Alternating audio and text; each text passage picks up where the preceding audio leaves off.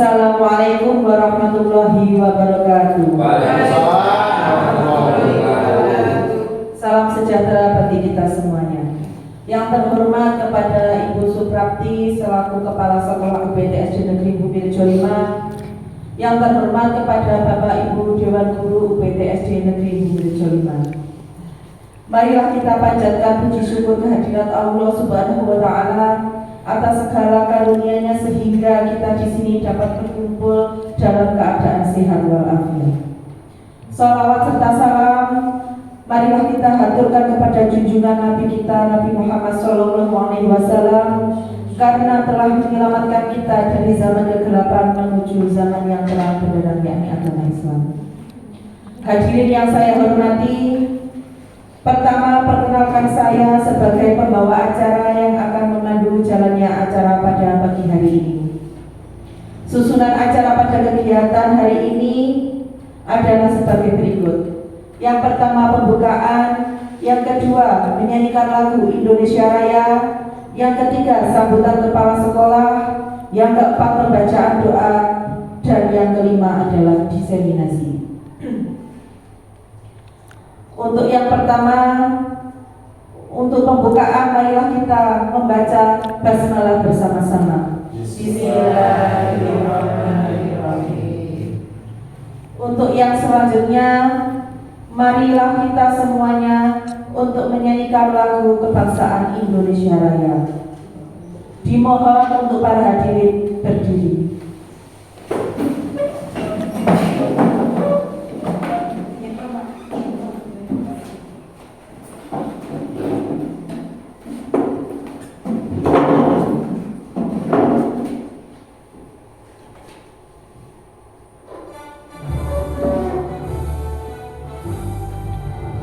Indonesia tanah airku, tanahku padaku. Di sanalah aku berdiri, jadi pandu hidup. Indonesia kebangsaanku, bangsa dan tanah airku. Marilah kita berseru, Indonesia bersatu. Hiduplah tanahku, hiduplah negeriku, bangsaku, rakyatku semuanya. Bangunlah jiwanya, bangunlah badannya untuk Indonesia Raya.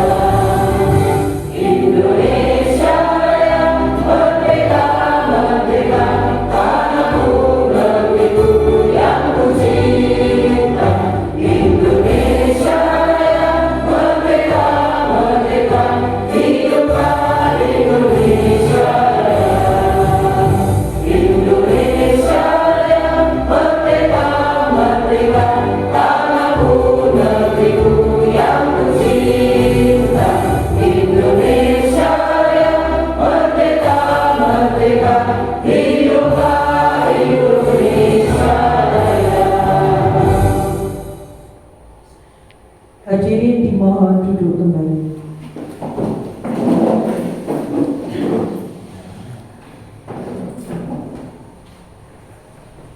Untuk acara yang selanjutnya, yakni sambutan dari Ibu Kepala Sekolah UPT SD Negeri Bukirjo 5. Untuk beliau kami persilakan.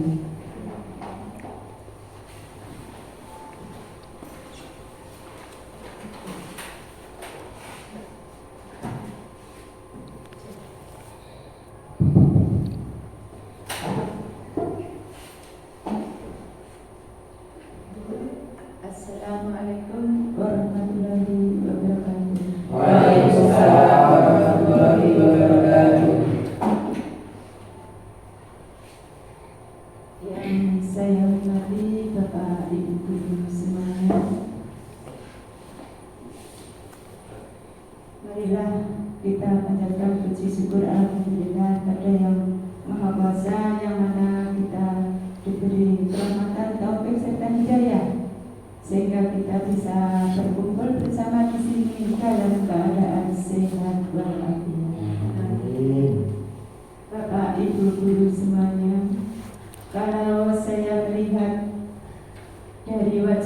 Bapak Ibu guru semuanya ini, saya merasa bangga sekali atas kinerja Bapak Ibu yang laksanakan di SDN Bumi Rejo 5 yang sangat kita cintai bersama ini. Terutama kepada Ibu kita, Ibu Laili, yang telah melaksanakan CGP, calon guru penggerak angkatan ke-11. Bu Laili, saya ucapkan terima kasih dan saya beri dukungan semangat untuk Bu Laili melaksanakan CGP pada angkatan ke-11 ini. Mudah-mudahan berhasil dengan sukses.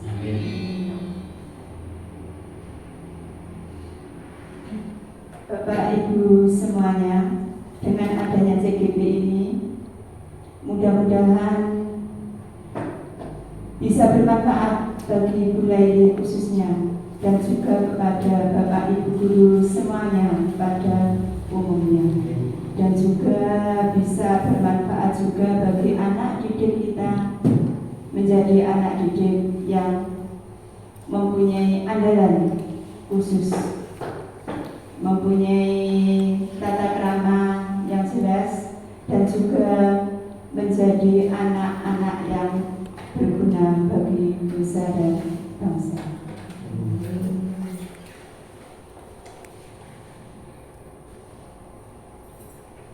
Ibu Laili yang saya hormati, saya mengucapkan terima kasih yang Bu Laili dilaksanakan saat ini, yaitu Bu Laili saat ini melaksanakan ini.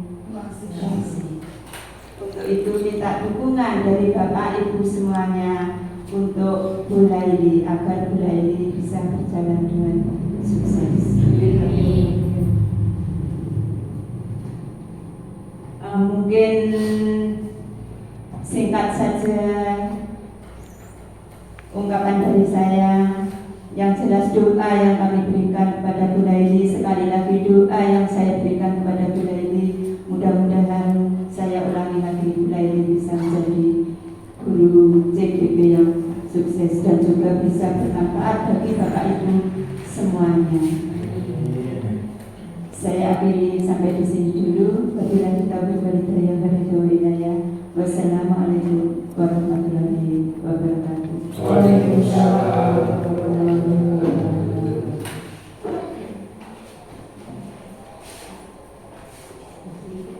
Terima kasih kami sampaikan atas sambutan dari Kepala Sekolah.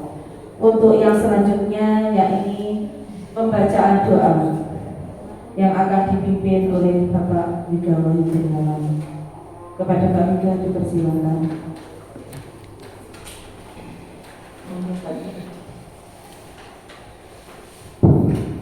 Bismillahirrahmanirrahim. Assalamualaikum warahmatullahi wabarakatuh. Supaya acara ini nanti semuanya berjalan lancar dari awal hingga akhir dan mendapatkan ridho dari Allah Subhanahu wa Ta'ala, Bapak Ibu semuanya, marilah kita berdoa. Saya berdoa menurut agama Islam, jenengan yang mengaminkan. Allahumma sholli ala sayyidina Muhammad wa ala ali sayyidina Muhammad. Alhamdulillahirabbil alamin.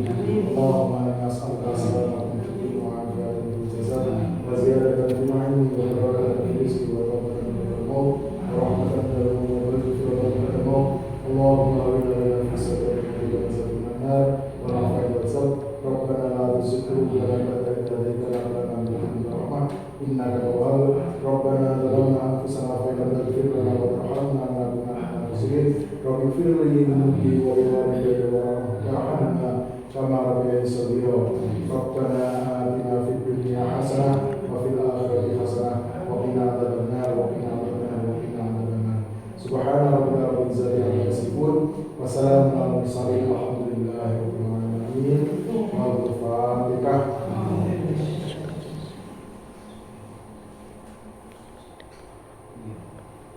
Wassalamualaikum warahmatullahi wabarakatuh.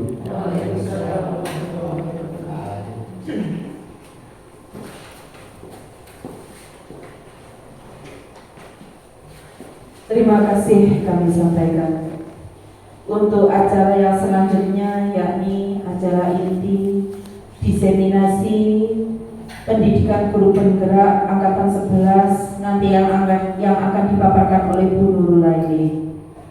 Sebelum itu saya selaku pembawa acara mohon undur diri. Apabila ada kesalahan saya mohon maaf yang sebesar-besarnya. Wassalamualaikum warahmatullahi wabarakatuh. Kepada Bu Nurul Laili kami persilakan.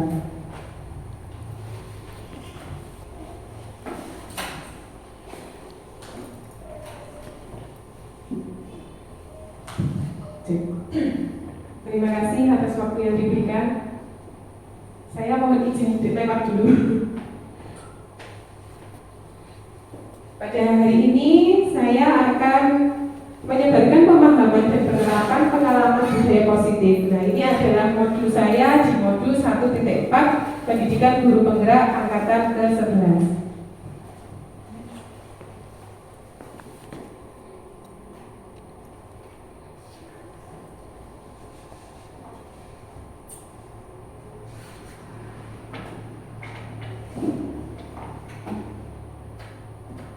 Tujuan kegiatan adalah mengibaskan pemahaman yang telah didapatkan dari pendidikan guru penggerak pada modul 1.4 tentang budaya positif. Nah, seperti apa budaya positif itu nanti akan saya paparkan di slide-slide berikutnya. Kemudian yang kedua adalah meningkatkan pemahaman warga sekolah tentang budaya positif. Dan yang ketiga adalah terbentuknya motivasi intrinsik pada murid melalui pembuatan keyakinan kelas. Nah, sebelum kita mulai, yuk senyum dulu 30 detik. Monggo. Oke, selanjutnya. Nah, sebelum kita mulai ada kesepakatan forum diseminasi. Nah, yang pertama adalah selalu bergembira. Apakah Bapak Ibu hari ini bergembira? Ya. Alhamdulillah, luar biasa. Kemudian berpartisipasi aktif dan yang ketiga adalah serius tapi santai. Selanjutnya, nah, di sini saya menyediakan 3 pertanyaan pemantik.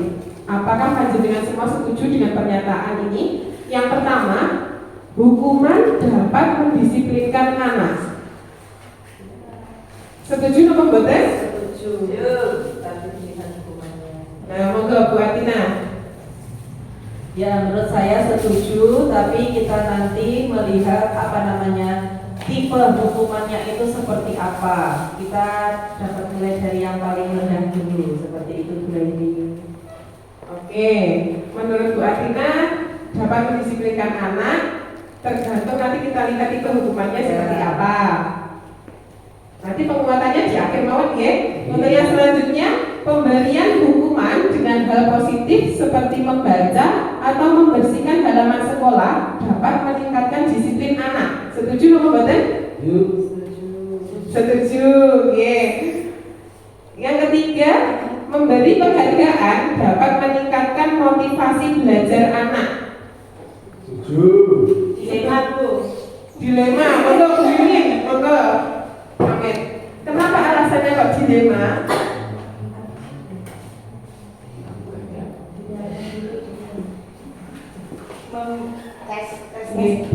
Memberi penghargaan dapat meningkatkan motivasi belajar anak. Kalau ini menurut saya sebuah dilema. Iya. Dilema bagaimana kok bisa dilema? Yang pertama itu anak-anak nanti akan gimana ya melakukan hal baik itu mengharapkan pamrih karena akan mendapatkan sesuatu imbalan. Iya. Tapi kalau bagusnya nanti anak-anak juga termotivasi karena ada imbalannya. Jadi kan satu hal menurut saya agak bertentangan sih. Ya, Terima kasih. betul sekali. Saya juga seperti itu. Tapi nanti untuk penguatannya di akhir. Terima kasih untuk Bu Mimin. Monggo selanjutnya. Nah, budaya positif. Apa itu budaya positif? Budaya positif merupakan pembiasaan positif yang dapat menciptakan lingkungan positif sehingga dapat membantu murid belajar dengan aman, nyaman, dan menyenangkan sesuai dengan filosofi pendidikan Ki Hajar Dewantara, yaitu pendidikan yang berpusat pada murid. Jadi budaya positif ini bukan hanya di sekolah saja, tapi juga dilaksanakan di rumah. Budaya positif merupakan perwujudan dari nilai-nilai atau keyakinan universal yang diterapkan di sekolah. Budaya positif dapat mendorong murid untuk mampu berpikir, bertindak, dan mencipta sebagai proses memerdekakan dirinya sehingga murid mampu mandiri dan bertanggung jawab. Nah, di sini ada konsep inti budaya positifnya, ada 8, yakni yang pertama perubahan paradigma belajar, yang kedua disiplin positif, yang ketiga nilai-nilai kebajikan, yang keempat kebutuhan dasar manusia, yang kelima motivasi perilaku manusia, yang keenam posisi kontrol guru, ketujuh keyakinan sekolah atau keyakinan kelas, dan yang terakhir adalah segitiga restitusi. Ini nanti akan kita kupas satu persatu seperti apa. Perubahan paradigma belajar. Nah, ini nanti kita akan berpasang-pasangan ya, dua-dua. Ada satu sebagai A, satu sebagai B. Saya akan membagikan secari kertas.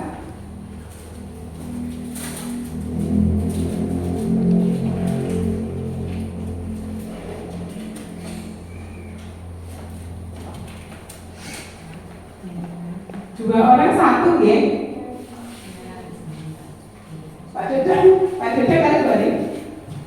Ini tarik juga. Nah, tuliskan benda atau sesuatu yang sangat berharga untuk Anda.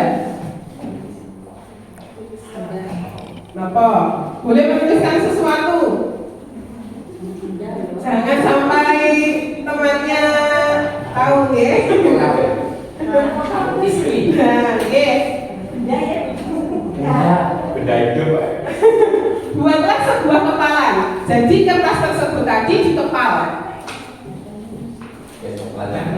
Nah, ini.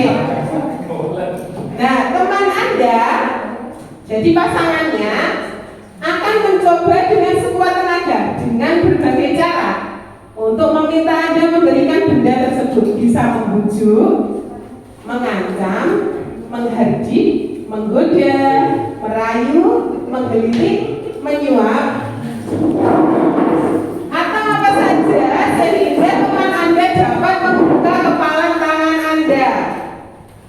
Sudah siap? Pegang apa enak? Bapak Ibu, satu. Iya kayak tadi. Boleh digoda, digelitik. Satu, dua, tiga.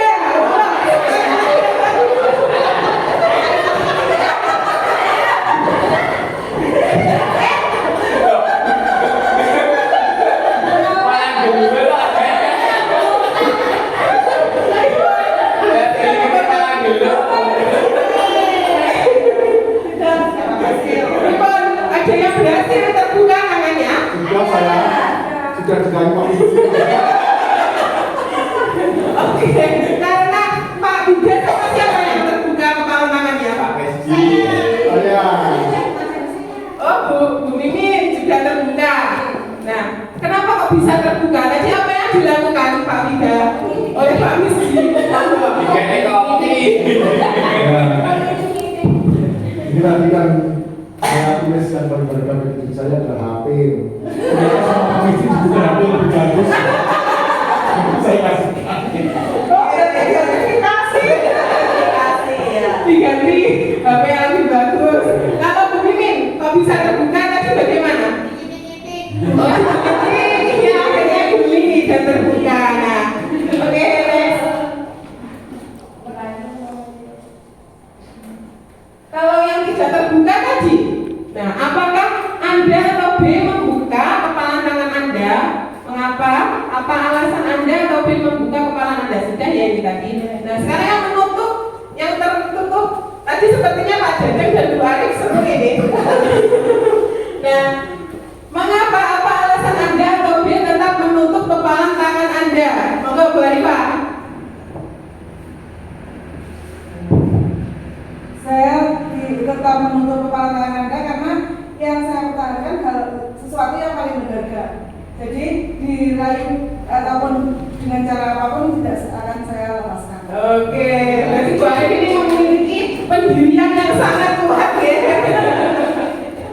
Ya, selanjutnya. Iya Pak Wi. Nah, perubahan paradigma teori kontrol atau ilusi kontrol. Psikiater dan pendidik Dr. William Glasser atau dalam kontrol teori yang kemudian hari berkembang dan dinamakan choice theory meluruskan beberapa miskonsepsi tentang makna kontrol. Yang pertama adalah ilusi guru mengontrol murid. Pada dasarnya kita tidak dapat memaksa murid untuk berbuat sesuatu jikalau murid tersebut memilih untuk tidak melakukannya.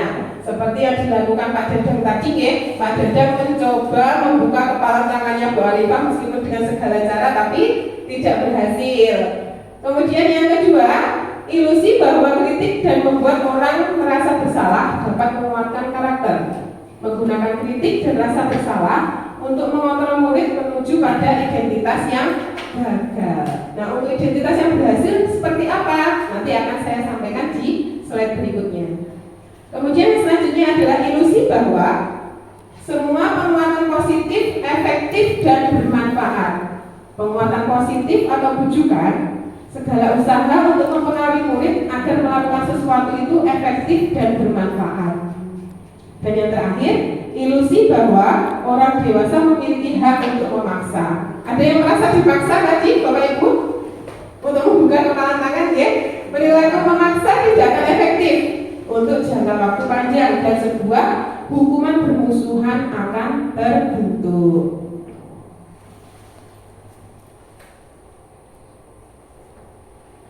Nah ini, mengubah paradigma stimulus respon ke pendekatan teori kontrol.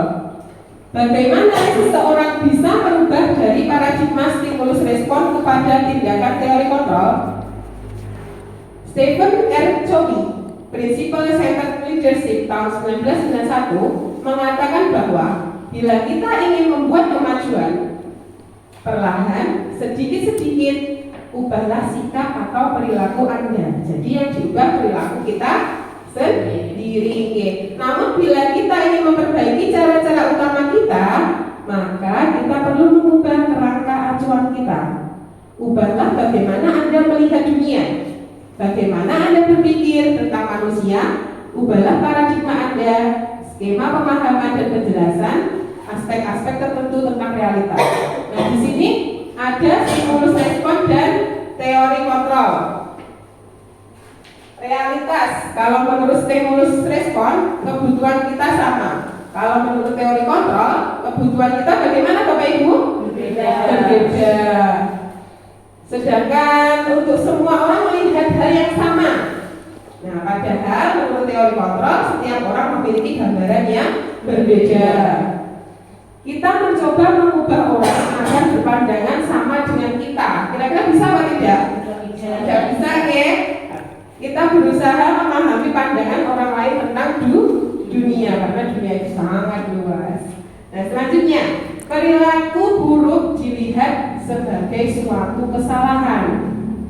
Padahal menurut teori kontrol, semua perilaku memiliki tujuan.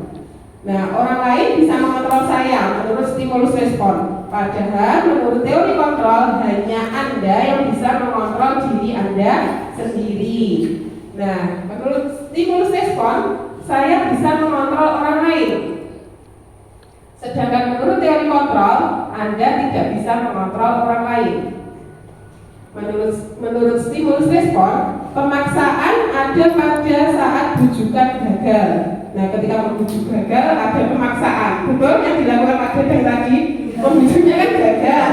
Jadi ada sedikit pemaksaan. Nah, kemudian untuk teori kontrolnya, kolaborasi dan konsensus menciptakan pilihan-pilihan baru. Menurut stimulus respon, model berpikir menang atau kalah. Sedangkan menurut teori kontrol, model berpikir menang-menang. Selanjutnya, pembelajaran dengan paradigma baru. Ini berkaitan dengan apa profil pelajar Pancasila. Nah, pembelajaran dengan paradigma baru merupakan pembelajaran yang dirancang berdasarkan prinsip pembelajaran yang berdiferensiasi. Berdiferensiasi ini kenapa? Kenapa Bapak Ibu?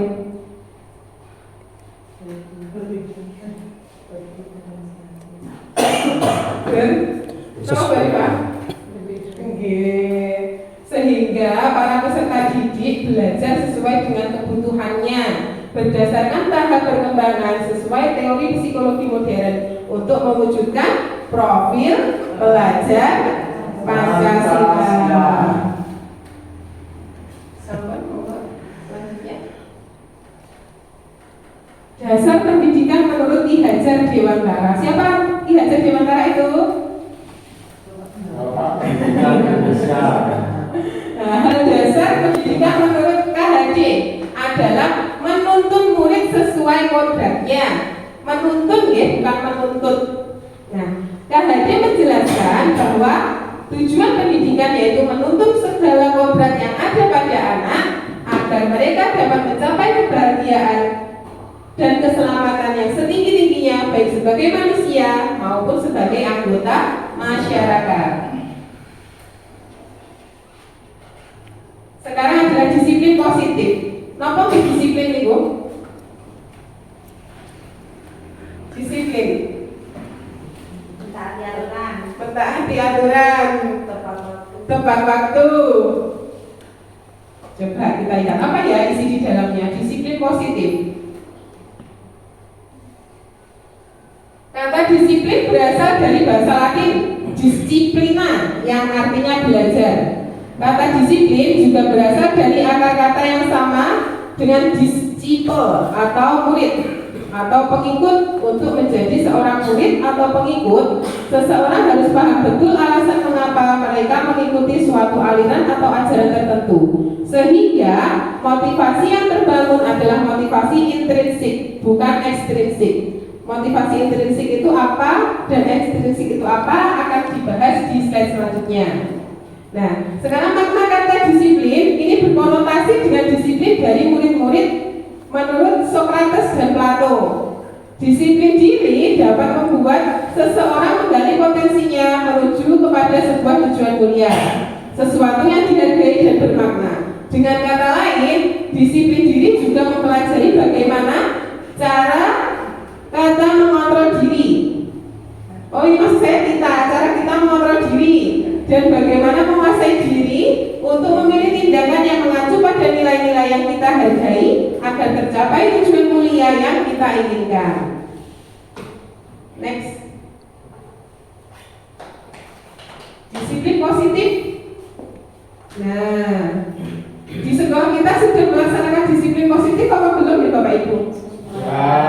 Ya, dalam budaya kita, makna kata disiplin dimaknai menjadi sesuatu yang dilakukan seseorang pada orang lain untuk mendapatkan kepatuhan. Kita cenderung menghubungkan kata disiplin dengan ketidaknyamanan, bukan dengan apa yang kita hargai atau pencapaian suatu tujuan mulia. Disiplin positif adalah pembiasaan-pembiasaan hal yang baik mencakup sikap atau perilaku maupun tutur kata oleh seluruh warga di sekolah, terutama bagi murid agar dapat berkembang menjadi pribadi yang kritis, mandiri, dan bertanggung jawab. Nah, sebagai pendidik, tujuan kita adalah menciptakan peserta didik yang memiliki disiplin diri sehingga mereka berperilaku mengacu kepada nilai-nilai kebajikan universal dan memiliki motivasi dalam diri menuju perubahan perilaku ke arah yang lebih baik.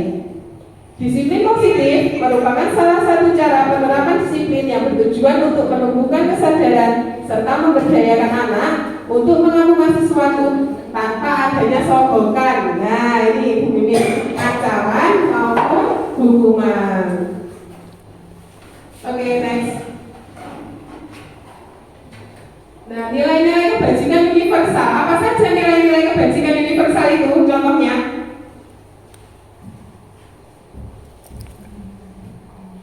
nilai-nilai kebajikan adalah sifat-sifat positif manusia yang merupakan tujuan mulia yang ingin dicapai setiap individu. Nilai-nilai tersebut bersifat universal dan lintas bahasa, suku, bangsa, agama maupun latar belakangnya. Nah, di situ sudah tercantum contoh nilai kebajikan institusi atau organisasi. Yang pertama adalah profil pelajar Pancasila. Apa saja?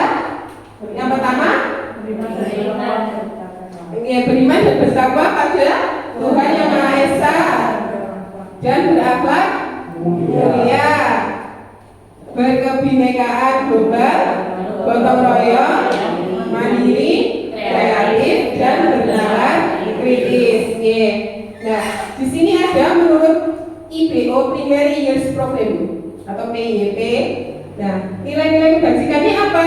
Contohnya ada toleransi, rasa hormat, integritas, mandiri, menghargai, antusias, empati, keingintahuan, kreativitas, kerjasama, percaya diri, dan komitmen.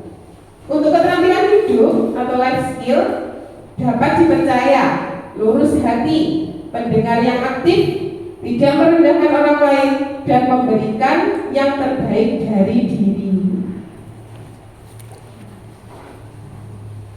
Sekarang adalah kebutuhan dasar manusia, akan kita kupas.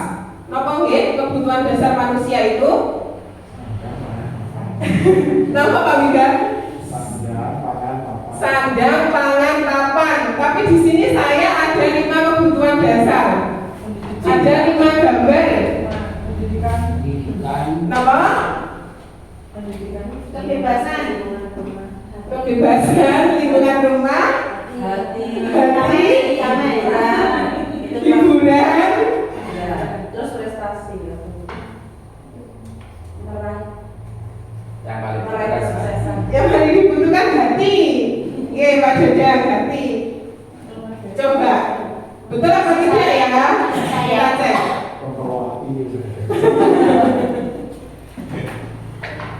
Nah, coba ini ada pertanyaan pemantik.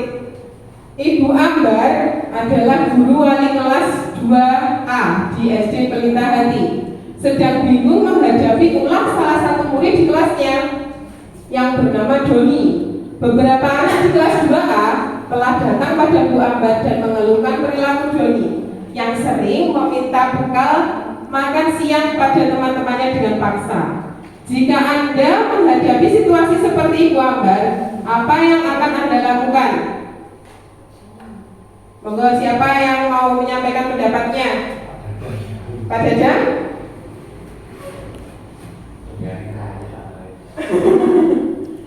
Jika Anda menghadapi situasi seperti Bu Ambar, apa yang akan Anda lakukan? Bu Ririn, mungkin? Bu Ina? Bu Arif, monggo. Jika sebagai Bu Ambar, maka pendekatan pada Doni dan mencari akar permasalahannya kenapa dia sampai merebut meminta ke teman-temannya. Jadi kita mencari masalah mulai dari lingkungan rumahnya, lingkungan keluarganya. Iya, dicari tahu dulu tentang latar belakangnya seperti apa, gitu. Terus kenapa kok Doni melakukan hal seperti itu? Terima kasih Bu Arifah. Selanjutnya,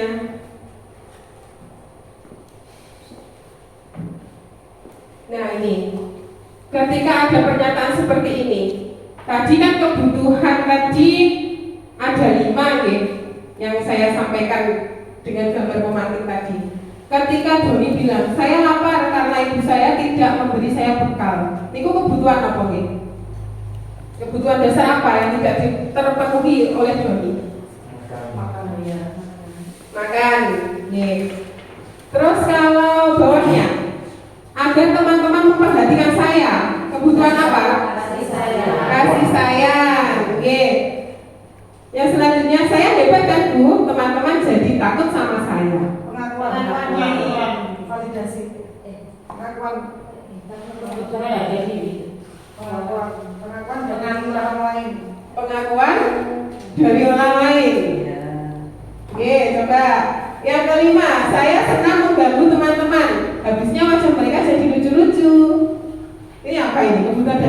yang tidak terpenuhi? Kepuasan. Kepuasan diri. Nah, coba kita cek ya. Selanjutnya. Lah, ini dia. Jadi ketika Doni, saya lapar Bu karena ibu saya tidak memberi saya bekal. Itu adalah kebutuhannya untuk bertahan hidup. Karena kalau di jam-jam rawan ya, apalagi seperti sekarang ini. Ya, apa ke? Waktunya kita makan ya. Nah, kita butuh untuk bertahan hidup. Oke. Kemudian yang kedua, agar teman-teman memperhatikan saya.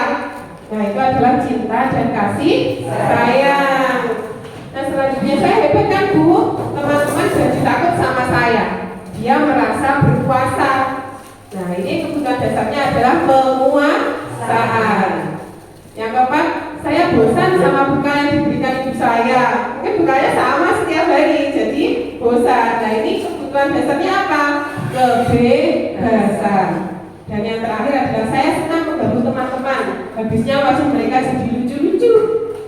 Itu adalah kesenangan.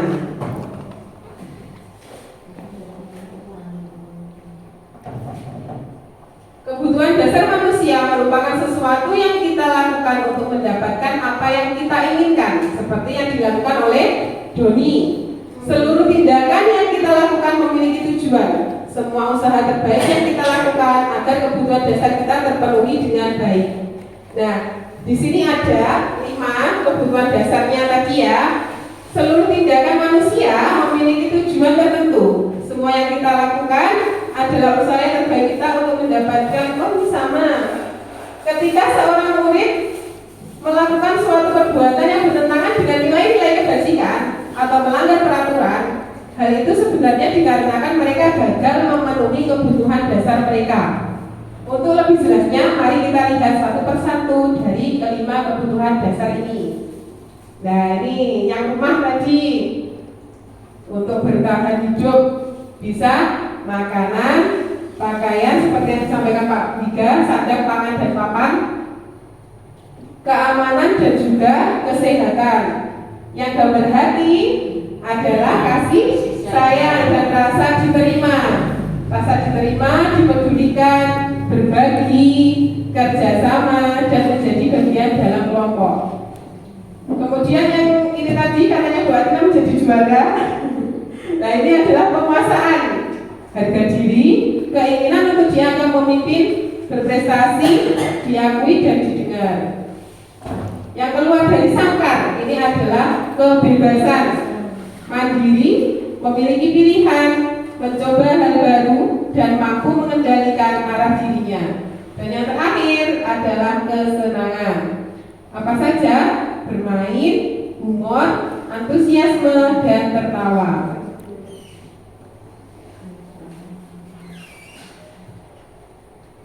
Selanjutnya adalah motivasi perilaku manusia. Motivasi itu apa ya Pak Bu? Dorongan. Dorongan, langsung muncul. Merupakan dorongan yang timbul pada diri seseorang secara sadar atau tidak sadar untuk melakukan tindakan dengan tujuan tertentu. Nah, ini yang pertama, menghindari ketidaknyamanan dan hukuman. Murid melakukan disiplin diri karena ia takut dihukum. Jadi karena takut dihukum, murid tersebut menjadi anak yang disiplin. Ini merupakan motivasi ekstrinsik, bukan berasal dari diri anak tersebut sendiri. Sedangkan yang mendapat imbalan atau penghargaan dari orang lain, nah ini tadi yang menjadi dilemanya Bu Mimin ya. Nah, murid melakukan disiplin diri karena ia ingin mendapatkan imbalan. Ini merupakan motivasi ekstrinsik atau dari luar, bukan dari dalam dirinya sendiri. Ketika tidak ada hadiah, dia juga tidak akan menjadi anak yang disiplin karena motivasinya ketika dia disiplin akan mendapatkan imbalan. Dan yang ketiga adalah menghargai nilai-nilai kebajikan diri sendiri. Murid melakukan disiplin diri karena sadar akan nilai kebajikan dirinya. Ini merupakan motivasi intrinsik yang berasal dari dalam dirinya.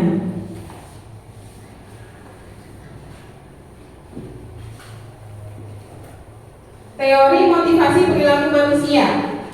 Ada motivasi eksternal, ada motivasi internal, ada juga motivasi internal dengan tujuannya yaitu disiplin positif.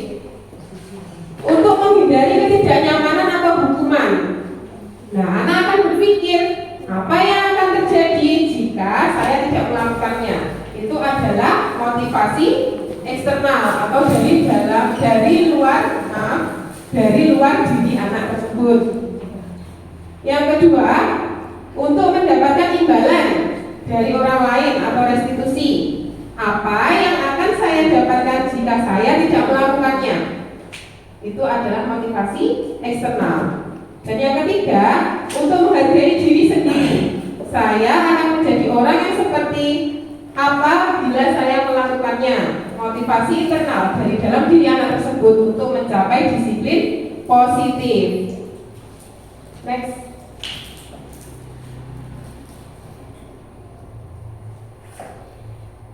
Ini adalah identitas gagal yang tadi saya maksud di awal. Nah, seperti apa konsep disiplin dengan identitas gagal? Hukuman. Hukuman biasanya itu menyakitkan, membuat anak merasa tidak nyaman, takut, memaksa, kemudian murid menyembunyikan kesalahannya. Jadi murid menjadi tidak jujur, murid menjadi rendah diri. Kalau penghargaan bagaimana? Tidak efektif, merusak hubungan atau sifat iri. Apalagi kalau dia dapat kemudian temannya tidak dapat ya. Terus mematikan kreativitas, menghukum dengan sistem rating dan merampas hak menghargai dirinya. Next.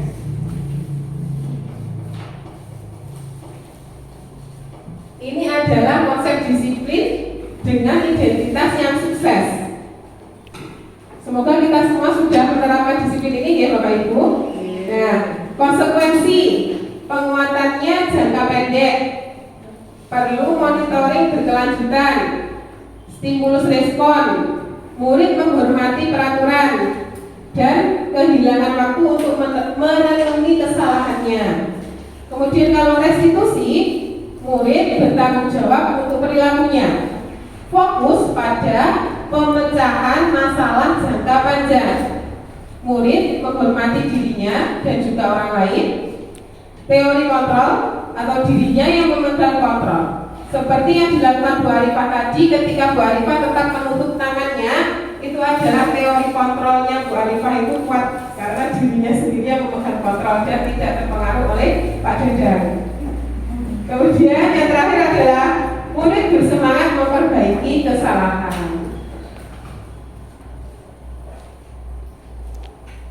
Posisi kontrol guru. Posisi kontrol guru itu ada berapa ya? Akan kita lihat bersama.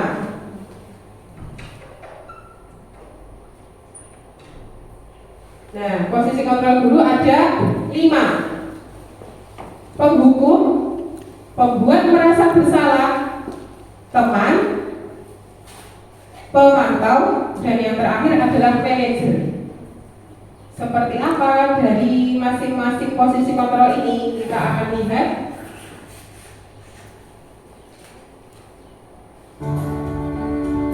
Ini adalah posisi penghukum. Kita lihat bersama video berikut.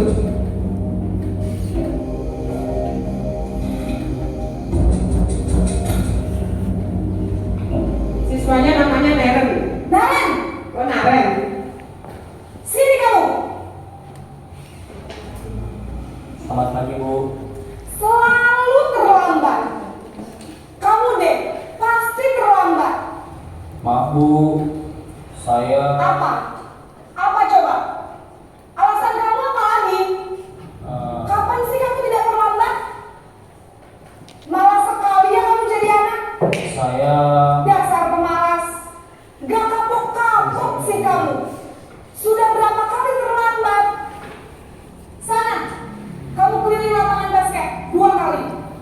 kenapa saya harus ke lapangan basket Bu? Kenapa?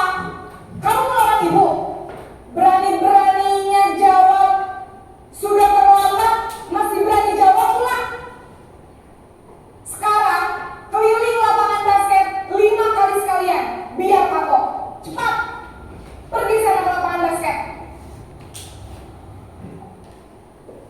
Nah, itu tadi adalah video tentang posisi guru sebagai penghukum.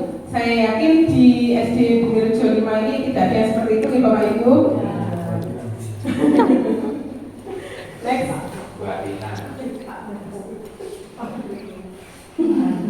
Nah, posisi penghukum biasanya guru itu berbicara dengan bernada yang tinggi, menghardik, menunjuk-nunjuk, menyakiti, berkacak pinggang, dan membentak.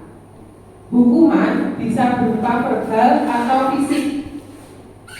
Hukuman dapat menyakiti fisik dan psikis. Dan hukuman tidak ada hubungannya dengan kesalahan.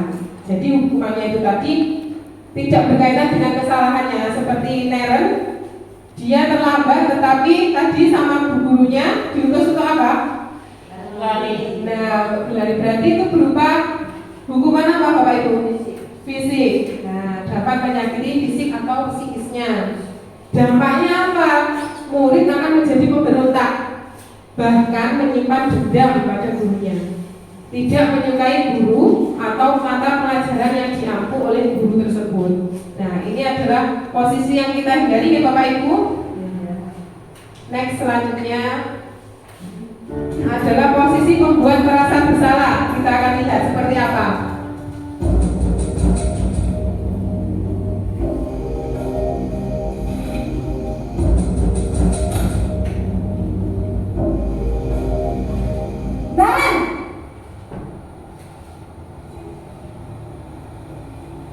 Selamat pagi Bu. Naren, kamu kenapa terlambat lagi, nak? Ya Tuhan, Naren, kamu senang ya bikin ibu susah ya? Kalau kamu terlambat lagi, nanti ibu yang ditegur bapak kepala sekolah, nak. Disangka ibu tidak bisa membina kamu. Duh, gimana ini? Maaf Bu. Duh, Gusti Naren, kamu suka ya kalau ibu tegur bapak kepala sekolah? Terus, sekarang ibu harus tulis apa ini di buku absen? Ini kamu sudah sering terlambat loh. Ibu harus apa coba? Maaf Bu. Maaf sekali. Ya sudah, lain kali jangan bikin ibu susah lagi ya nak ya. Ibu tidak akan lupa lagi dengan begini terus. Bisa jantungan kalau ibu tegur bapak kepala sekolah. Sana cepat kelas. Maaf ya Bu. Maaf sekali. Nah, di posisi pembuat merasa bersalah ini pribon Bapak Ibu. Kata-katanya lebih halus atau tidak? Iya. Ya, lebih halus. Tapi masih menyakiti nama boten? Orang ada begitu. Tidak begitu menyakiti. Coba slide selanjutnya.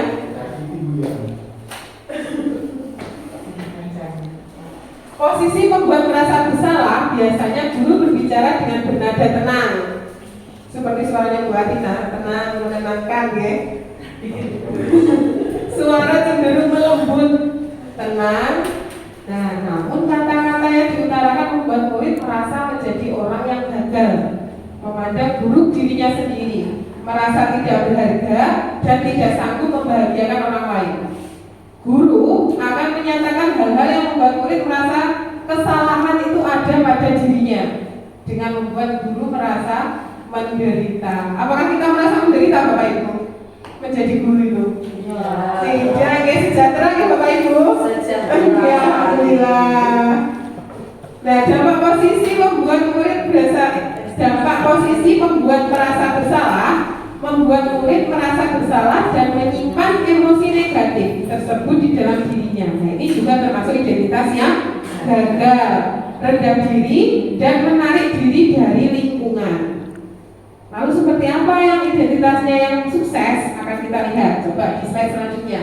Apakah itu sudah termasuk identitas sukses? Posisi guru sebagai teman.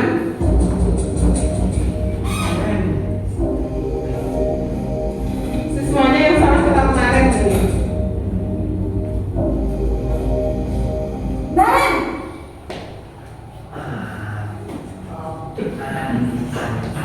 Selamat pagi Bu. wah, sudah jam berapa ini nak? Terlambat Iya Bu, habis ibu saya lupa bangunkan saya Bu. Kamu malah menyalahkan ibu kamu. Kamu bukannya anak yang larinya paling kencang. Kok terlambat sih? Iya Bu, saya memang terlambat bangun tadi. Jadi biarpun saya lari kencang, tetap gak kekejar Bu. Ya sudah sana. Nanti lain kali larinya lebih kencang lagi ya. Biar gak terlambat lagi. Bikin seneng ibu. Demi ibu. Bisa kan? Bisa lah Bu. Ya sudah sana masuk kelas. Ibu beresin urusan absen kamu. Kamu ini ada-ada saja. Nah, itu adalah posisi guru sebagai teman. Akrab apa tidak ya tadi gurunya? Akrab. Nah, akrab, sangat akrab ya. Tapi bagaimana dampaknya terhadap murid? Akan kita lihat. Posisi teman biasanya guru berbicara dengan nada suara yang ramah, akrab, cenderung bersenda gurau untuk menghangatkan suasana. Tetapi dampaknya apa? Membuat murid merasa senang, aman dan akrab dengan guru. Identitas yang tercipta adalah identitas sukses atau berhasil. Namun perlu diingat karena ini masih dorongan eksternal. Maka ada faktor ketergantungan dari murid kepada orang tertentu, bukan dari diri anak tersebut sendiri. Murid menjadi apa? Tidak mandiri dan tidak bisa berpikir sendiri untuk dirinya. Posisi yang keempat yaitu posisi pemantau atau monitor. Seperti apa? Adakah yang seperti ini ya di SD kita? Bertina.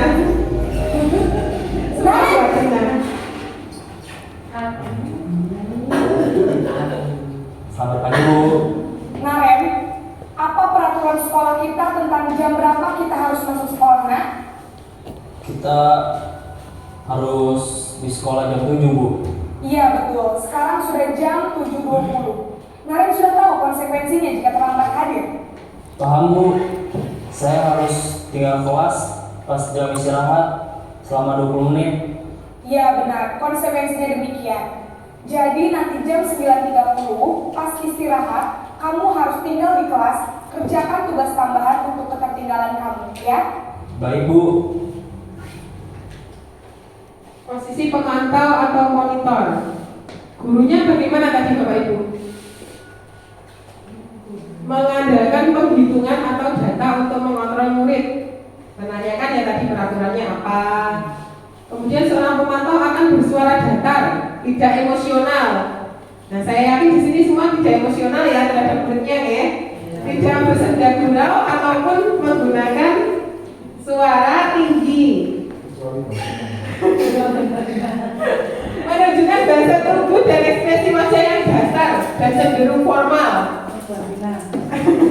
Guru mengarahkan murid berdasarkan peraturan dan konsekuensi, sehingga tercipta identitas diri positif atau berhasil. Pemantau perlu senantiasa memantau, jadi memantau muridnya tersebut.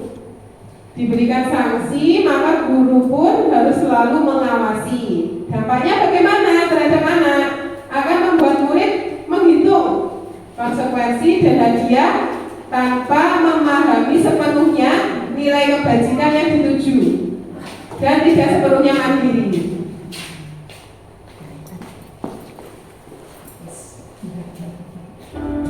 Yang terakhir adalah posisi manajer. Seperti apa posisi manajer itu? Naren.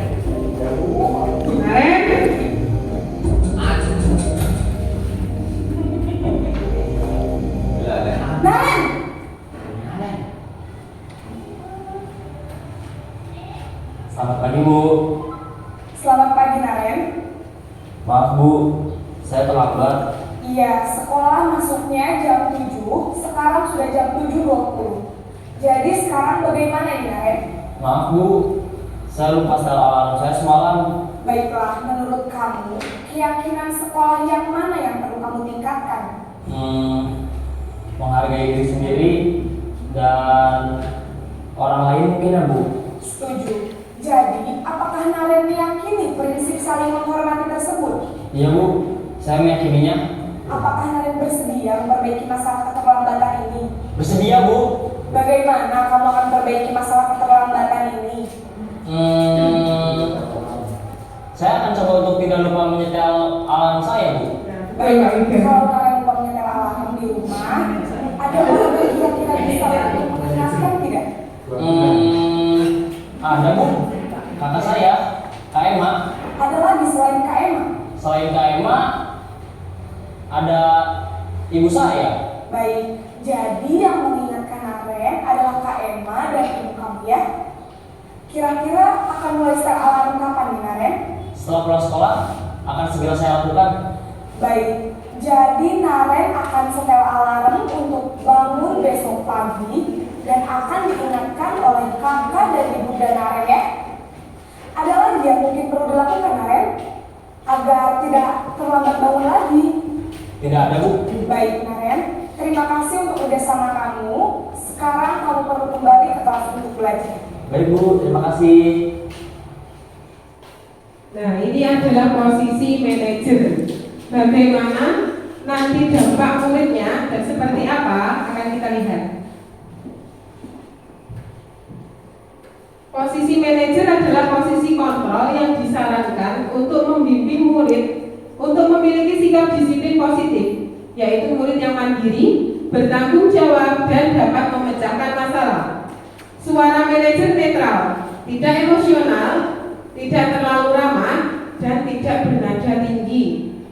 Tercipta identitas positif atau berhasil, dan guru akan dengan tulus mengajukan pertanyaan-pertanyaan bermakna sehingga membuat murid dapat belajar dari kesalahannya dan mencari sebuah solusi untuk menyelesaikannya. Guru membimbing murid untuk memecahkan masalahnya sendiri. Tujuan posisi manajer agar murid dapat berefleksi atas tindakannya. Dampaknya apa? Membuat murid menjadi mandiri, percaya diri, dan dapat memecahkan masalah. Nah, dari kelima posisi kontrol guru, pertanyaan pemantik selanjutnya.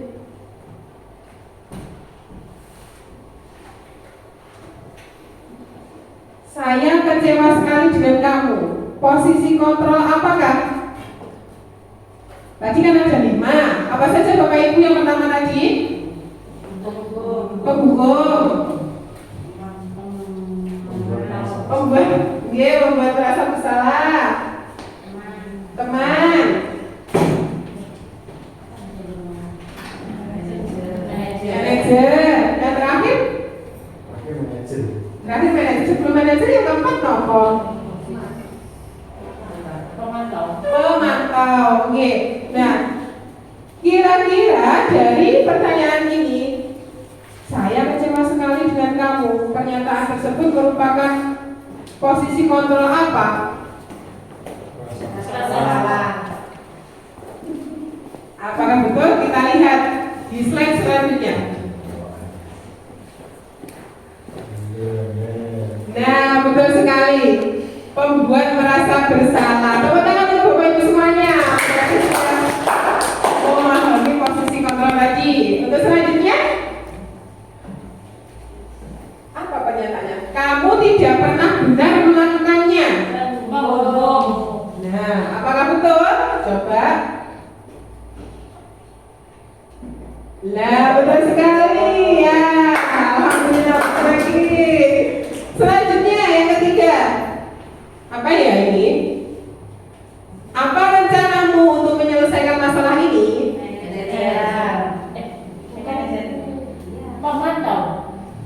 Apa rencanamu untuk menyelesaikan masalah ini? Manajer apa pemantau? Manajer. Coba. Oke, betul lagi manajer. Selanjutnya, ayolah lakukan demi Bapak Ibu ya.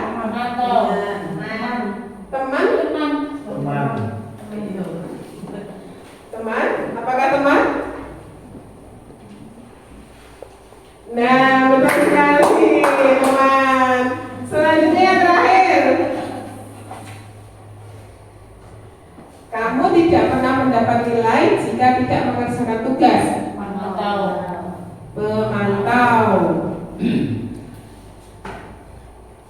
Nah, iya, betul sekali. Betul semua, alhamdulillah. Oke, selanjutnya.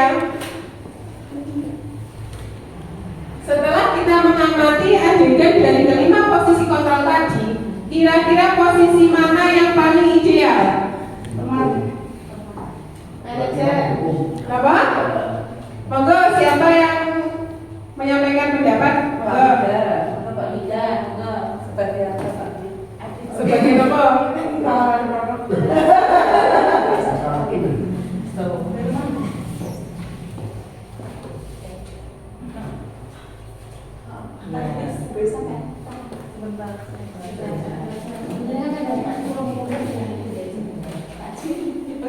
Posisi apa yang paling ideal?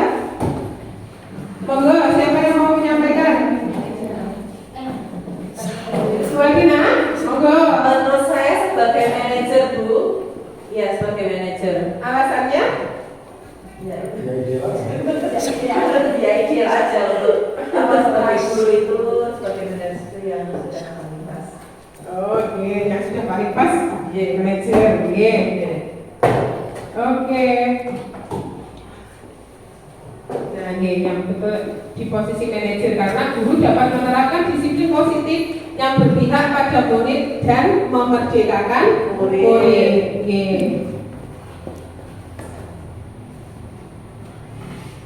Selanjutnya adalah keyakinan kelas. Sudahkah di kelas Bapak Ibu guru terdapat keyakinan kelas? Sudah. Alhamdulillah. Keyakinan kelas itu disepakati oleh sinten? Guru dan murid. Guru dan murid. Oke. Coba kita kupas ya isinya. Mengapa keyakinan kelas kok tidak peraturan kelas? Apa tahu bedanya keyakinan kelas dengan peraturan kelas? Kalau peraturan itu ada hubungannya. Kalau Oke. keyakinan nanti Kesepakatan bersama. Oke.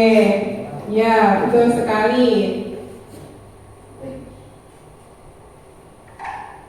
Yang sebelumnya Mbak Tina. Ini contohnya. Mengapa kita memiliki peraturan harus menggunakan helm bila mengendarai kendaraan roda 2? Monggo, siapa? Bu Ririn mau menyampaikan pendapatnya? Mengapa kita memiliki peraturan harus menggunakan helm bila mengendarai kendaraan roda 2?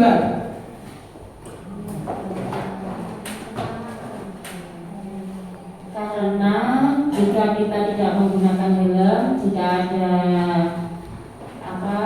sebuah musibah atau gimana itu akan lebih sakit daripada tidak menggunakan helm. Oke, berarti untuk apa helm itu? Keselamatan. Oke, betul sekali Mbak Uda. Kemudian yang kedua, mengapa kita memiliki peraturan 3M? Menggunakan masker, mencuci tangan, dan menjaga jarak 1,5 meter di saat pandemi. Kenapa Bu Nina? Monggo.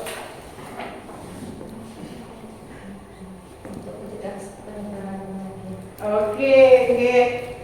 Terima kasih Bu Nina untuk mencegah penyebaran penyakit. Kemudian yang ketiga, mengapa kita memiliki peraturan harus datang tepat waktu pada saat mengikuti pelatihan? Kenapa ya Pak harus tepat waktu nggak telat lain? mengoptimalkan Kenapa Bu Nini?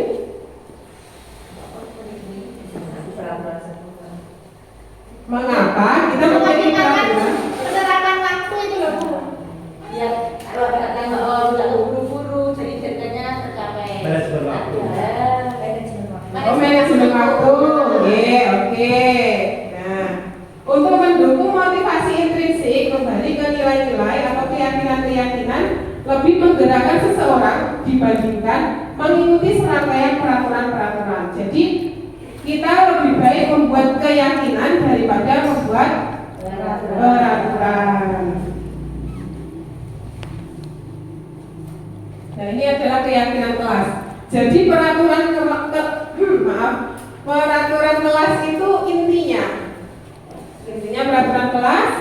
Kemudian kita akan membuat keyakinan kelas dengan adanya keyakinan kelas akan tercipta lingkungan yang positif sehingga budaya positif yang kita harapkan bisa tercapai.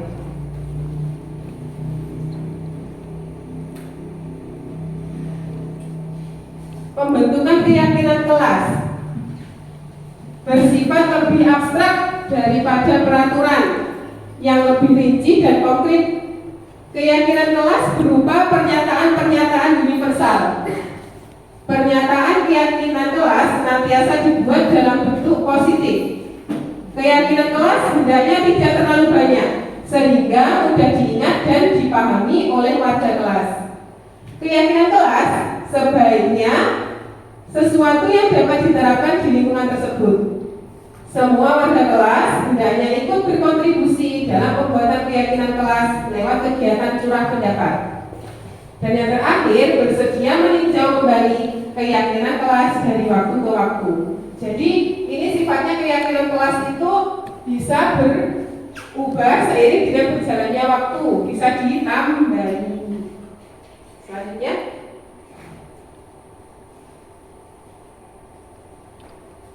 keyakinan kelas itu merupakan kesepakatan kelas yang diyakini bersama guru dan murid dengan harapan dapat meningkatkan kedisiplinan murid.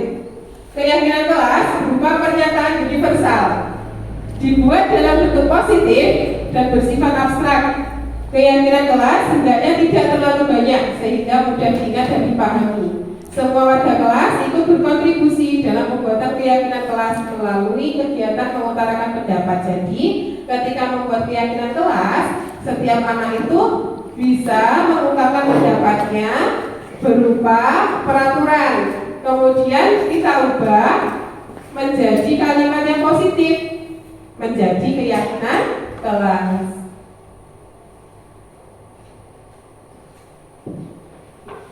Coba, kalau ada peraturan selalu kembalikan buku ke tempatnya, keyakinan kelasnya apa nih Bapak Ibu? Selalu kembalikan buku ke tempatnya. Ketertiban. Dilarang mengganggu orang lain. Kalau keyakinan kelas itu harus positif ya, tidak boleh menggunakan kalimat yang negatif. Tidak ada kata tidak dan jangan. Dilarang mengganggu orang lain. Ngomong ya? Apakah disiplin juga? Atau menghargai? Ya boleh menghargai. Ya. Hadir di sekolah 15 menit sebelum pembelajaran dimulai. Tepat waktu. Dilarang melakukan kekerasan.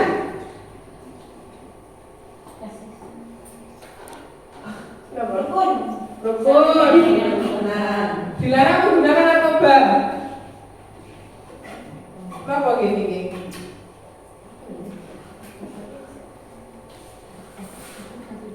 Jauhi. Apa? Keselamatan mungkin? Ya, keselamatan. Bergantian atau menunggu giliran? Antri. Gunakan masker? Kesehatan. Jangan berlari di kelas atau koridor. Kenyamanan. Coba kita cek bersama jawabannya ya. Coba. Nah, selalu kembalikan buku ke tempatnya, tanggung jawab. Dilarang mengganggu orang lain adalah menghormati orang lain. Hadir di sekolah 15 menit, menghormati orang lain dan juga berkomitmen. Dilarang melakukan kekerasan, itu adalah keselamatan, menghormati orang lain. Dilarang menggunakan narkoba adalah kesehatan. Bergantian atau menunggu giliran, menghormati orang lain, bersabar, gunakan masker, kesehatan dan keselamatan. Jangan berlari di kelas atau koridor adalah keselamatan dan juga keamanan. Nah, ini adalah contoh pembuatan keyakinan kelas saya.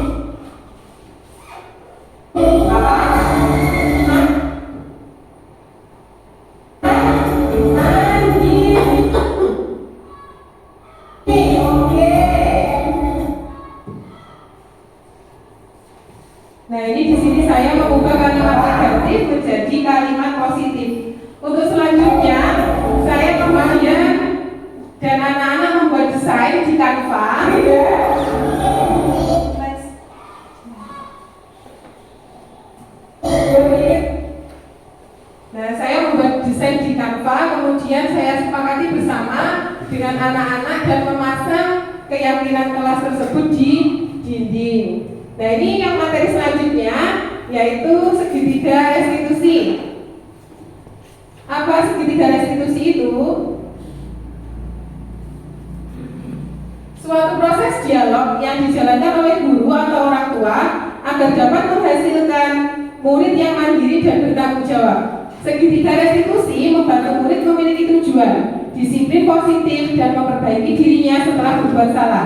Restitusi bukan untuk menebus kesalahan, namun untuk belajar dari kesalahan.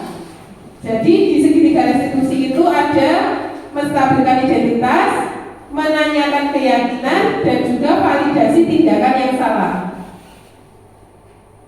Next. 3 langkah utama dalam membuat restitusi, yaitu ciptakan suasana positif.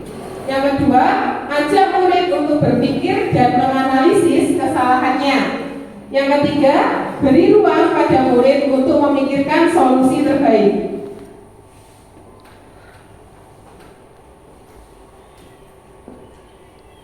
Nah, ini adalah contoh dari bagian segitiga restitusi menstabilkan identitas. Berdasarkan prinsip membuat kesalahan adalah bagian dari proses pembelajaran. Bagaimana contohnya? Nah, kalimat gurunya seperti ini. Berbuat salah itu wajar. Tidak ada manusia yang sempurna. Ibu, bapak juga pernah melakukan itu. Ibu, bapak tidak mau mencari siapa yang salah, tapi ibu, bapak ingin mencari solusi dari permasalahan ini. Dan yang terakhir adalah kamu berhak merasa beruntung. Itu adalah contoh ketika menstabilkan identitas. Lalu bagaimana ketika kita menanyakan keyakinan?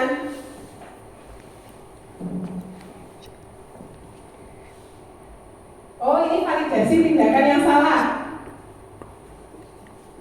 Berdasarkan prinsip setiap perilaku berupaya memenuhi suatu kebutuhan tertentu. Kamu pasti punya alasan mengapa melakukan hal itu.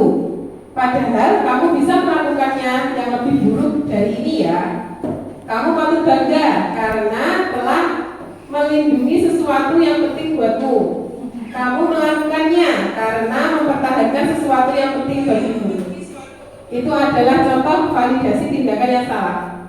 Sedangkan ketika kita menanyakan keyakinan, berdasarkan prinsip teori kontrol bahwa pada dasarnya kita termotivasi secara intrinsik atau dari dalam diri kita.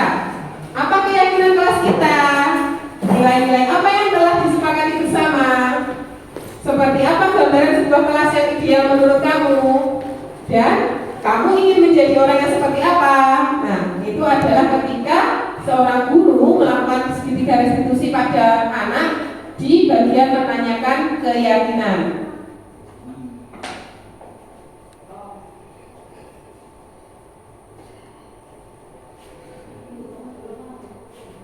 Bisa nggak ya di play videonya? Masih loading. Itu adalah contoh penerapan segitiga restitusi yang saya lakukan ketika murid saya ada yang tidak melaksanakan piket kelas. Assalamualaikum.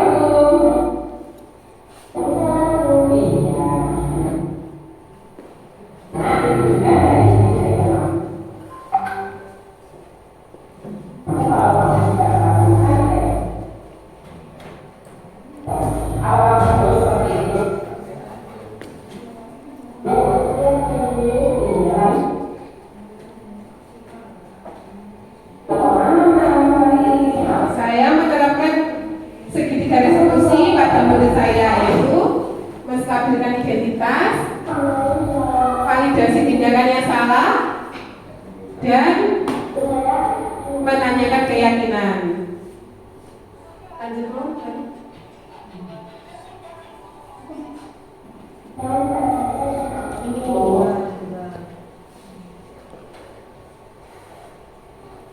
Kesimpulannya, apa yang bisa kita ambil dalam penerapan program disiplin positif? Hendaknya guru memiliki standar kepribadian, profesional, dan sosial yang baik di mana guru mampu merefleksi dirinya dalam posisi kontrol saat ini. Bagaimana perjalanan dirinya sebagai among atau manajer yang menuntun murid-muridnya menjadi insan yang mandiri, merdeka, dan bertanggung jawab sesuai dengan standar nasional pendidikan. Terima kasih. Demikian tadi penyampaian dan pemaparan disiplin positif modul 1.4 yang bisa saya sampaikan. Mungkin dari Bapak atau Ibu ada yang ingin bertanya? Saya Bu. Oke, monggo Bu Ririn.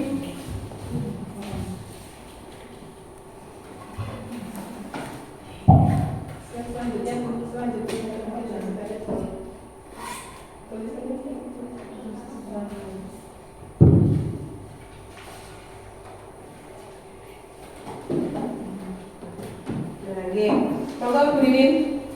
Terima kasih Bu. Di sini saya mau bertanya tentang apa perbedaan hukuman dan konsekuensi Bu. Oke. Apa perbedaan hukuman dan konsekuensi? Nah, tadi di PPT ada apa tidak ya yang saya sampaikan tadi? Kalau hukuman, bagaimana sifatnya? Akan menyakiti. Hukuman itu juga berupa bisa fisik maupun verbal. Sedangkan konsekuensi adalah jadi kita membuat keyakinan kelas. Jika tidak disepakati bersama, maka akan ada konsekuensi yang harus kita lakukan. Konsekuensi itu disepakati oleh anak-anak dan juga guru. Jadi sifatnya tidak memaksa seperti hukuman. Begitu Bu Ririn. Oke. Terima kasih Bapak Ibu atas kesediaan panjenengan hari ini mengikuti diseminasi saya. Apabila dari awal sampai akhir ada yang kurang berkenan di hati Bapak Ibu, saya mohon maaf yang sebesar-besarnya. Kesempurnaan hanya milik Allah. Terima kasih. Wabillahi taufiq wal hidayah. Wassalamualaikum warahmatullahi wabarakatuh.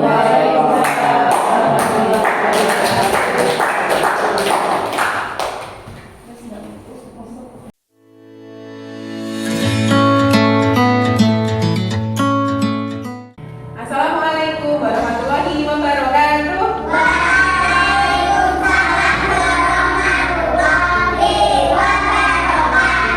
Ya, apa kabar anak-anak hari ini? Alhamdulillah. Sesuai dengan janji dari kemarin bahwa hari ini kita akan membuat apa? Keyakinan kelas. Untuk disepakati oleh siapa? Oke. Nah, sebelum kita membuat keyakinan kelas, Bu Lali mau memasang kertasnya dulu. Siapa yang mau bantu Bu Lali ke depan? Terima kasih Wisnu. Terima kasih Dera. Silahkan duduk. Nah, hari ini kita akan membuat keyakinan kelas itu berasal dari peraturan kelas yang disepakati bersama. Nah, keyakinan kelas itu dibuat untuk apa? Supaya lingkungan kelas kita kondusif. Anak-anak belajarnya bagaimana rasanya? Seru. Terus apa? Nyaman, menyenangkan. Tidak ada yang tersakiti. Ya, oleh temannya betul sekali. Nah, sekarang Lali akan membagikan post-it. Nanti anak-anak boleh menuliskan peraturan-peraturan yang harus ada di kelas kita.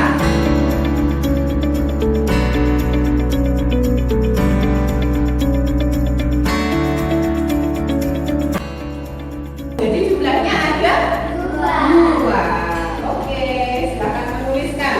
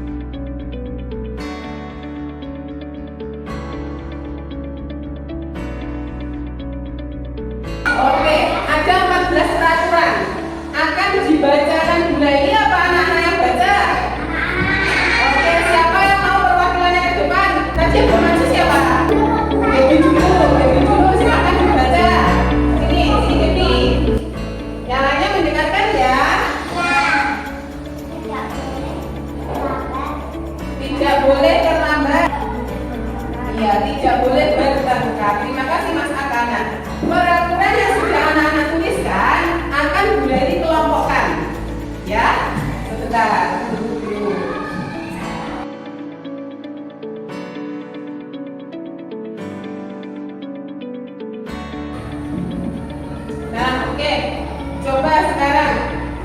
Kalau yang ada yang tertulis di depan itu kalimatnya seperti ini.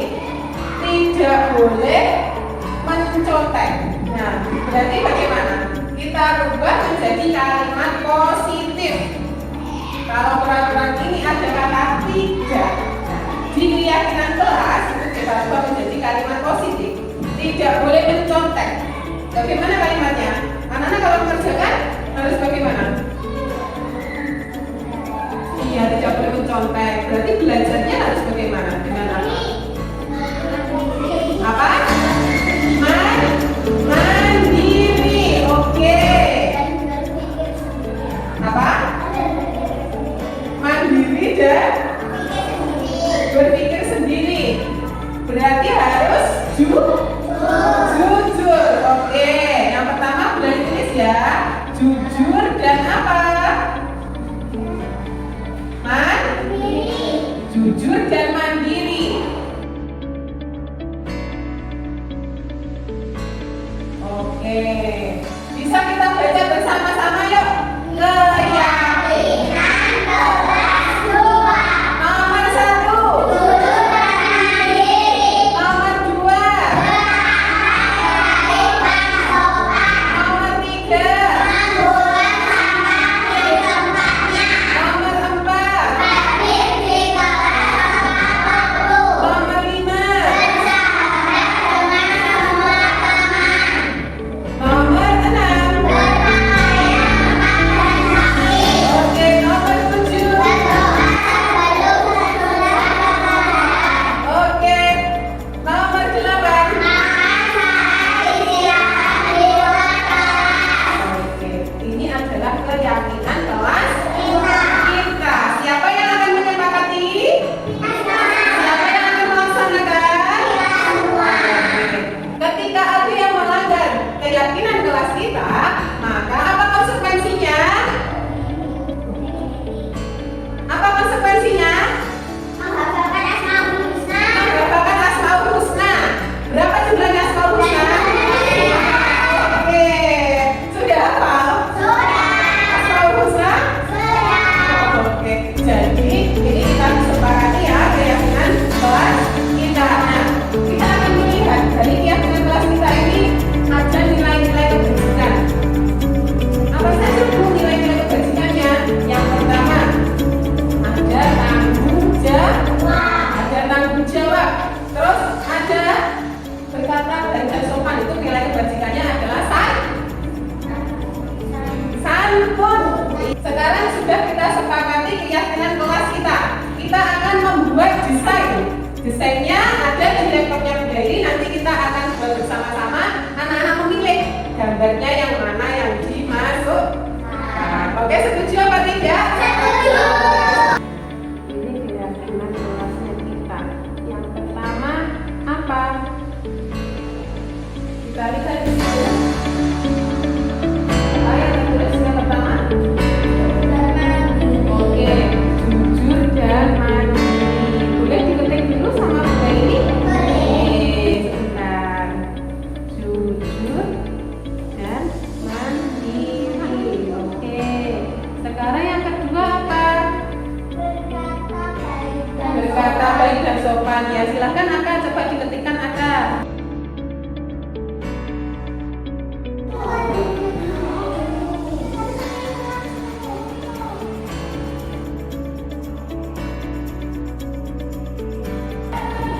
Nah, kita tadi telah membuat keyakinan kelas. Nah, setelah kita desain bersama, nanti sama Bu Leli akan dicetak lalu kita pasang di dinding kelas. Setuju apa tidak? Sudah disepakati bersama? Siapa yang akan melaksanakan? Kita semua. Terima kasih anak-anak hebat untuk hari ini.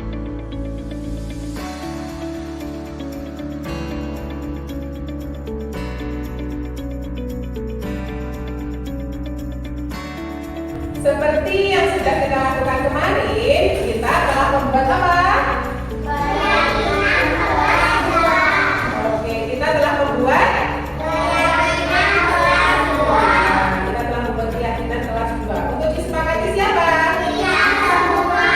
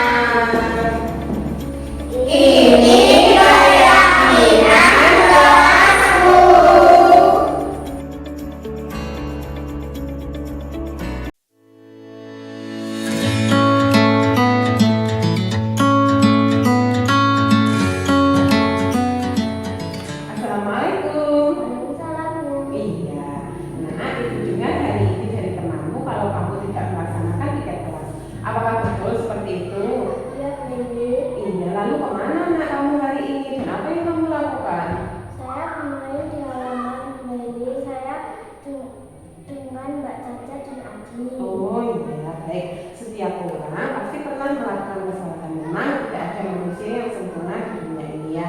Bu Laili pun tidak punya maksud untuk menyalahkan kamu di sini. Saya bukan sengaja nggak mau piket Bu. Iya, Bu Laili paham. Jadi kita bisa mencari penyelesaian masalahnya ya. Dalam hal ini kamu merasa senang bermain dengan teman-temanmu di halaman. Tapi jadinya kamu tidak melaksanakan tugasmu hari ini. Iya, Bu Laili yakin kamu pasti punya alasan mengapa kamu melakukan hal tersebut. Boleh Bu Laili tahu alasannya? Boleh Bu. Iya. Saya itu setiap pagi punya alat tugas di rumah. Hmm. Saya bantu nenek bersih-bersih rumah sama masak. Wah, hebat sekali kamu. Ibumu di mana?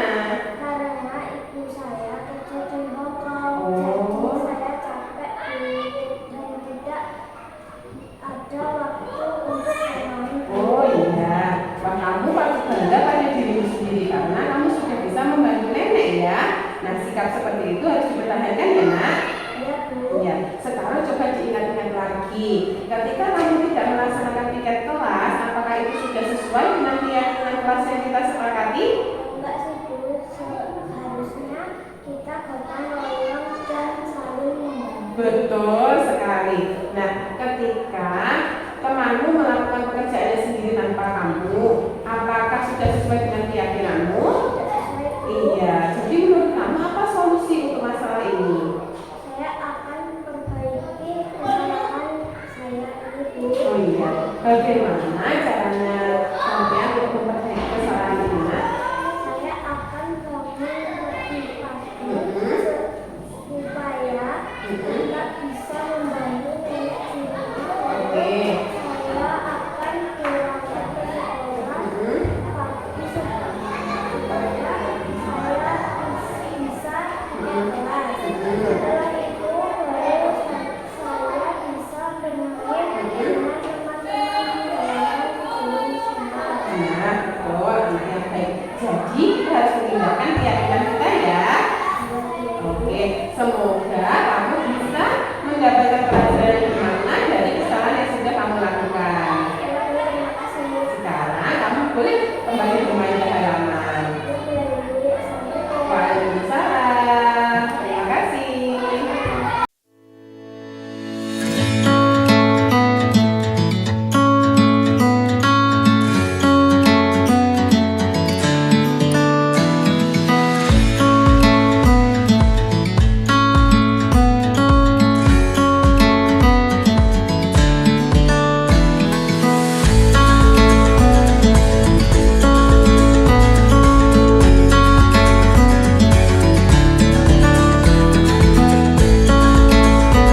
Terima kasih kepada Bu Laili yang telah menyampaikan desimilasinya.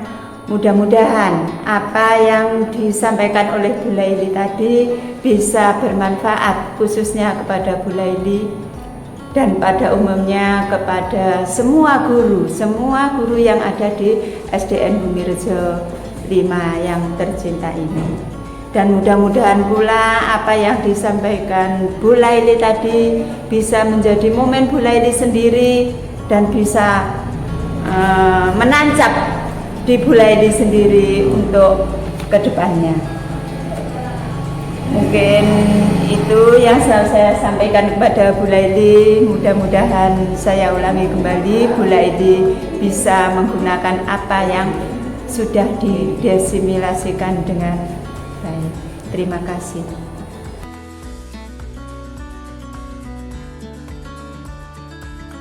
Assalamualaikum warahmatullahi wabarakatuh. Saya Bu Yuwana, rekan Bu Laili di SD Bumirejo 5. Menurut saya dari apa yang telah dipaparkan mengenai budaya positif itu sangat bagus untuk diterapkan di sekolah, terutama tentang disiplin positif untuk siswa. Sedangkan untuk kami sebagai guru, dengan adanya budaya positif ini kami jadi tahu bagaimana memposisikan diri kita kepada siswa. Semoga dengan adanya desiminasi ini bisa kita terapkan bersama di lingkungan sekolah kita ini untuk siswa yang berkarakter. Kiranya itu yang dapat saya sampaikan. Terima kasih. Wassalamualaikum warahmatullahi wabarakatuh.